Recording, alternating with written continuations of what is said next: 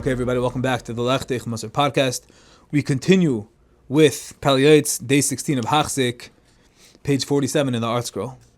So now the Pele Yoeitz is going to digress to name some things one who wishes to raise his children properly should be cautious about. Every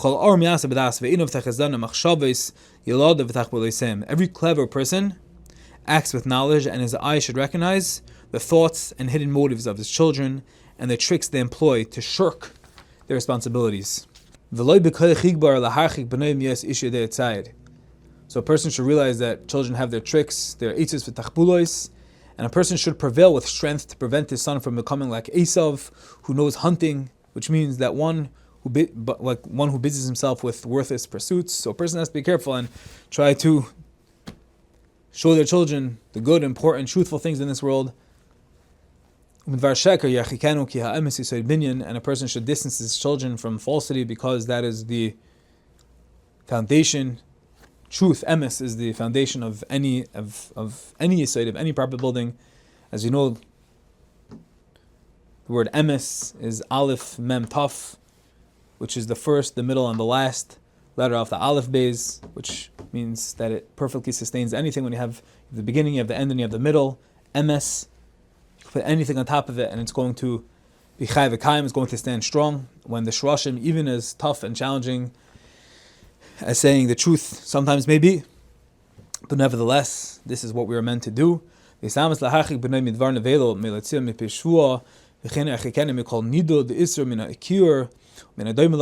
should always do whatever he can to distance his children away from vulgar speech, or making any shvuos, any oaths, and likewise give him the tools that will enable him to stay away from anything that has a taint of Isser. Talking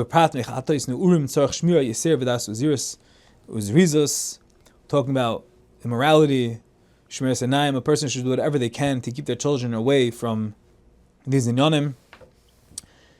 And now the Pele Yoeitz Bavarns, he says, sometimes people can think, my child, he's such a good tzaddik, he's such a good boy, my shleimel, my Moshe, he's not going to fall. He's not going to do this. He's so holy, so pure, he's so tmimistic. Says the Pele Yoeitz, making a grave mistake. My tzaddik, my little Moshe, the tzaddikol, he's not going to do that. He's not going to go there. He's not going to think that. He's not going to touch it. He's not going to go ba'atzas Hashem, and he's not going to stand in the way and associate himself with the Rishayim.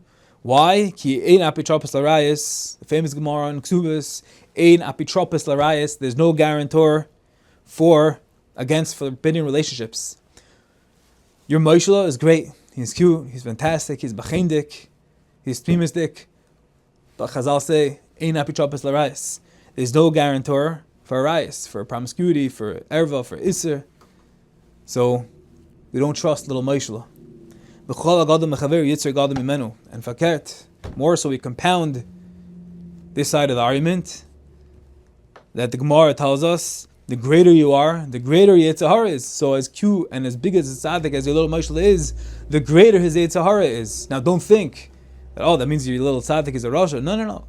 The Amoraim, you look in Shas, there's many Gemaras where the Amoraim, they talk about the unsurmountable, unfathomable nisyonis, the temptations they've been dealt with, and the machshavas they had. It's sometimes very shocking to come across these Gemaras and see how the Amoraim themselves are so open, so raw and transparent and talk about themselves, but it's to the point that kol hagada mechaveru yetzer gada himanu. V'har b'yaldus oiseh v'har b'chavei maroim oisim v'chein yezer chayil laharchik banav min hachavusa k'chol habal yadai.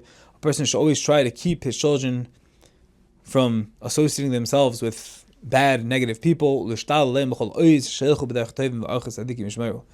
person should make every effort to ensure that they walk upon a good road and keep to the path of righteous.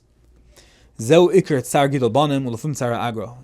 can't forget that this is the avodah of Tzar Gidol Banim, and as the mission of it says, Lafum Tzar Agra, according to the pain, the amount we exert is the reward. So as hard as it is, remember we're in it for the long haul, we're in it for Marbek V'Chamayim, and in turn, in that measure, will be our payment. our reward. Yismach b'yitzei chalotzav b'elam hazeh v'tagal nafsho elam haba. And with that, a person will be pleased in this world and in the next. We said earlier that all loves, all types of love, are all an offshoot of the love of HaKadosh Baruch Hu. And now we're going to learn that that applies to our children as well. Loving your children has to stem from a love for HaKadosh Baruch Hu, sheishtadlu liyismar lekabetz pe'al lamakim. Ki zeh kol pri abanim v'abanis sheyoitzim ritzayin keneim. So says the Pele Yoeitz, HaKadosh Baruch Hu needs army men. He needs Tzahal. He needs the American army. For the American army, for the Tzahal, but he also needs it for Tzivas Hashem. For the divine army. For the army of Kvei Shemayim. For the service of HaKadosh Baruch Hu. For Mevi Gula Olam. To bring Mashiach, to build the Beis HaMikdash. To be dedicated to Him. He needs Loim De Torah. He needs Yireh Shemayim. He needs Chesed. Chesed Yibane. Lo'olim Chesed Yibane. And therefore, says the Pele Yoeitz, that a person wants to be focused. He wants to channel his money, his efforts, his time, his wisdom towards the right thing, especially for his children, the next generation. He has to be acutely aware and ever cognizant that the main thing is the Eibishter, Ratzon Hashem, and that has to spill over to the next generation. So he has to remember that Hashem needs to be marbe lekabetz pa'alam l'makom. He has to try to raise his children in a way that they will want to apply and subscribe as servants for the service of the omnipresent. For in truth, this is the entire purpose of one's sons and daughters, that they should grow to be those who perform the will of the Creator. So if a person's whole love for their children stems from the love of HaKadosh Baruch Hu, then they'll be able to implement this. Then they'll identify with this cause. But if not, if it's just a non-Jewish, just a, call it a fleishig love, they love the children because they love the children, but there's nothing behind it, there's no context, there's no backdrop, there's no history, it's just not associated with anything, then it can be just ceaseless, boundless love, but for no purposeless love, aimless love. But if it's for the Eibishter, then we can channel it towards the right thing. And that's what we're saying. She'im yu banim le'imun min ha'eder toiv mimitzvos hara. And should they instead, chas v'shalom, this isn't the case, and they become children in whom there is no trustworthiness, their absence would be better than the actual evil they would do if they would grow to be wicked. Very deep stuff over here, saying that it would be better for them to just not to be alive. If there's no association, if there's no connection to HaKadosh Baruch Hu, then the bad of them being around is worse than the bad that they actually do in this world. It is clear then that this should be the dearest desire and focus when one loves his children. B'ahava banav, when they love and give over to their children. L'kayim mitzvahs b'yorei lasas nachas ruach le'etzoi. And what should that love be? What should the purpose be? It should be one thing. L'kayim mitzvahs b'yorei lasas nachas ruach le'etzoi. Fulfilling the mitzvahs of his Creator and bringing satisfaction to the one who formed him. I think we can add, there's one of the greatest stories of all time that I've heard about Torah Lishma, about keeping focused, and about doing things for the Rebbeinu Shalom. There's a story told about Baron Kotler of BMG, that when Baron Kotler went to register Beis Medrash Gavoya as a rabbinical college, he had to go down to Manhattan, and he was accompanied by the executive director who served as his spokesman. Baron didn't speak English, and the spokesman spoke English, but Baron only spoke Yiddish. He understood a little bit. They came down to the consulate, they came down to this big building with these professional people, corporate America, and they said, "Nu, what brings you here?"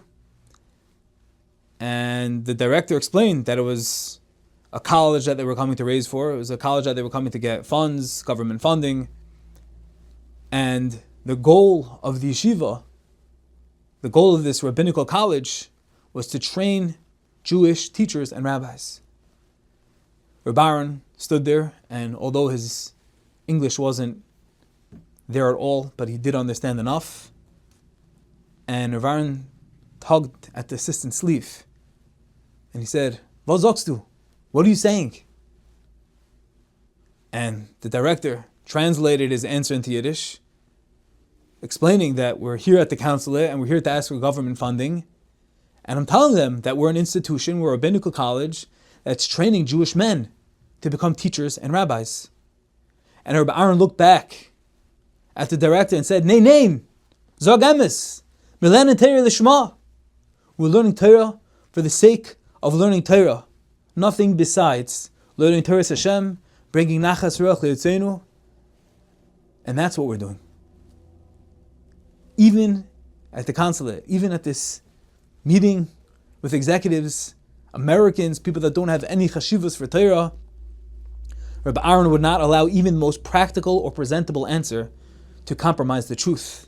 Because as we see over here, Torah Lishma, learning for the sake of Shemaim, for the sake of the Kaim Mitzvahs Bayrei, Lasas Nachas Yoeitz, there are no compromises made.